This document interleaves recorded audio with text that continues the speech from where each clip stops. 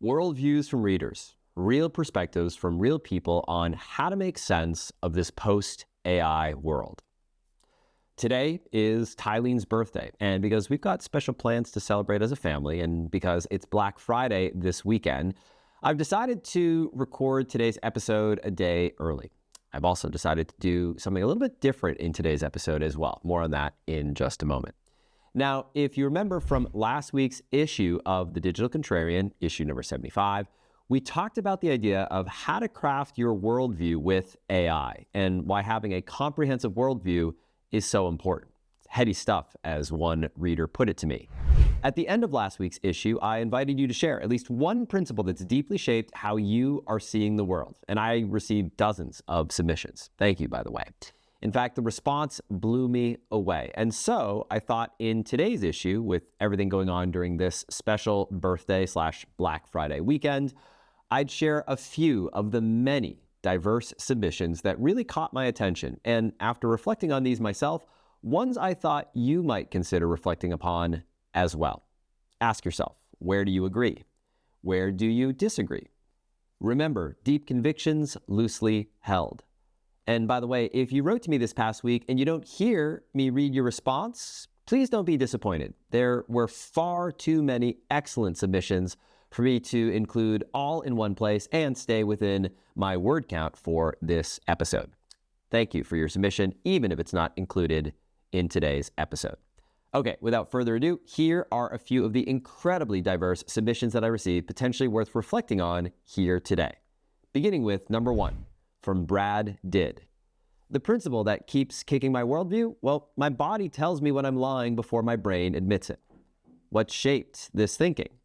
Chest gets tight, shoulder blades lock. That's the actual data point. It means I'm performing for acceptance instead of acting from what's real.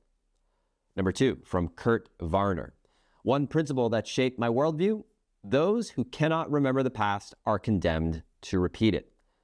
What shaped this thinking? While reading Aaron Ross Sorkin's 1929 Inside the Greatest Crash in Wall Street History and how it shattered a nation, and seeing far too many parallels in the general thinking about current events. Note, this book was named the best book of 2025 by Time, The Economist, and Bloomberg, and is something that is currently on my ever-growing reading list as we speak. Which takes us to number 3 from Kristen Carter. Here goes. My current worldview is people, humans, are neither all good or all evil. We all have the capacity to be both, sometimes at the same time. We all need to be on the lookout for evil when we see it, to be discriminating, and to keep it from infecting our lives. What shaped this thinking? This view came from long ago, when my grandmother was always railing, are humans inherently good or inherently evil? Since then, I've read so much, including Harari and many others, including anthropological psychologists, about the nature of humans.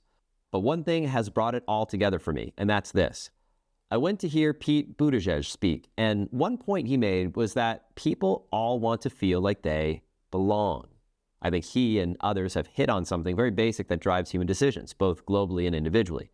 By the way, is that not what ASK, as in the ASK method, is all about? Making people feel heard and counted? This brings us to number 4, from Andrew Skinner.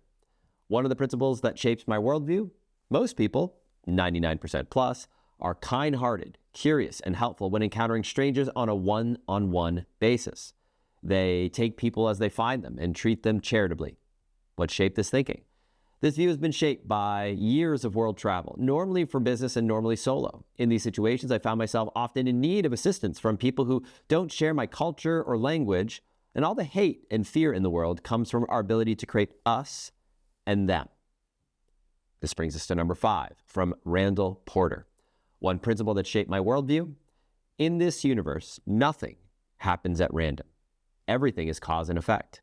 If something happened, anything, it is only because something else caused it. When we do use the word random, it's simply because we haven't figured out the pattern or source just yet. What shaped this thinking? Well, I learned this initially from physics, but it came alive and gained magnanimous importance from numerous deep conversations with a nuclear physicist friend of mine who happened to be the first person to make a stable alloy out of 5 different metals. This is valuable as it focuses our curiosity on locating the source of any movement, change, or thought. This brings us to number 6 from Damien Bowler. One principle that shaped my worldview? Well, I believe that the next iteration of humanity will be Tribe 2.0. As the world becomes increasingly complex, to go beyond just surviving into thriving will require an interconnected resource sharing collective of humans. I think that within these groups, there will be a vertical economy. We all provide and contribute generously to the organism of us, and in turn, it takes care of us as an individual, versus horizontal economies transacting between individuals. What shaped this thinking? Well, I've developed this idea from Claire Graves and Don Beck and their spiral dynamics and the turquoise stage of development and Ken Wilber's integral theory, particularly the whole part nature of holons, which brings us to number 7 from Jane Olinder. As always, I'm deeply inspired by your newsletter, provoked, frustrated, uplifted, that you have the ears of the wealthiest. The fact that they invited you gives me tremendous hope that they listen and give you a standing ovation. My current worldview, a new balance, always darkest right before dawn. I believe that the world as we see it is at the end of a long, tedious, repetitive cycle. The fight for territory, power, and wealth at the expense of the common good, clean air, water, and soil, healthy food, peace and safety in our communities and our countries, sharing the resources the planet we inhabit provides. It's like mankind is still operating from a principle that there is not enough, and therefore we must conquer more. Which means the world is right now spending even more on weapons and armies. The need to protect ourselves from man-made destruction has not yet ceased. We need a new balance in a world that has become increasingly distorted, detached, and dark. We need a new vision. Yes, a return to real. With optimism, I see thought leaders like you, change makers, and people who are not only in it for themselves. What's shaping this thinking? Well, I see European leaders stepping up, uniting. I see Jacinda Ardern and Reese Witherspoon and many others presenting the world with new storytelling about women, a different kind of power, not women who act and think and talk like men.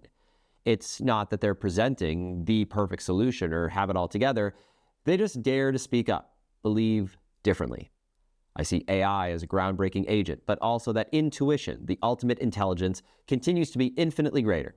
My thoughts on AI is still that it's based on the intelligence that's been accumulated until now. I too am convinced that we're only seeing the tip of the iceberg of its possibilities. But is it genius? Is it wise? Is it healing? Built on a foundation of equally informed feminine masculine input and thus output? I don't know enough about AI to answer this. All I know is that most of nature needs both the female and the male aspect to become, to grow, to multiply, to balance perfectly. Thank you once again for setting my soul on fire.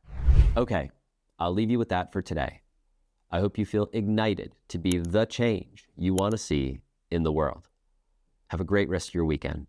Remember to hug the ones that you love. And until next week, I wish you all my best.